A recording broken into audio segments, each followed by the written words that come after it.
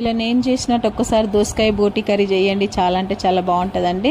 ఇదిగోండి నూనెలో మనము మంచి నూనె కాగినాక ఉల్లిగడ్డ వేసుకోవాలండి. ఉల్లిగడ్డ వేగినాక అందులోనే అల్లం వెల్లుల్లి పసుపు అన్నీ వేసుకొని మంచిగా అవి మగ్గినాక కొద్దిగంత పుదీనా వేసుకోవాలండి. పుదీనా వేసుకున్నాక ఉడికించిన బోటి అండి, ఇది 1/2 కేజీ తీసుకున్నాను నేను. అది మంచిగా దాంట్లో నూనెలో మనం మగ్గించుకోవాలండి. దాన్ని మగ్గించినాక అందులోనే రుచికి సరిపడా సాల్ట్ వేసుకోవాలండి మనము. అది కూడా మంచిగా ఉడికిపోతాయండి రెండు. అందులోనే ఒక పెద్ద దోసకాయ తీసుకున్నానండి నేను, అందులోనే ఒక టమాటా, రెండు కలిసి మంచిగా మనము కలుపుకోవాలండి. అలా కలిపినాక ఒక 5 నిమిషాలు మంచిగా దాన్ని మగ్గించుకోవాలండి మనము. అది మంచి మగ్గాలండి, ఎందుకంటే మనకు నూనెలో మంచి మగ్గుతేనే బాగుంటుంది అది. అందులోనే రుచికి సరిపడా కారము, ధనియాల పొడి, గరం మసాలా అన్నీ వేసుకొని మంచి కలిపి ఒక 2 నిమిషాలు మంచి మళ్ళీ మూత పెట్టుకోవాలండి.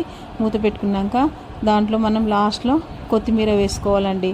అంతే అండి, సింపుల్గా బోటి కర్రీ రెడీ అయిపోయింది.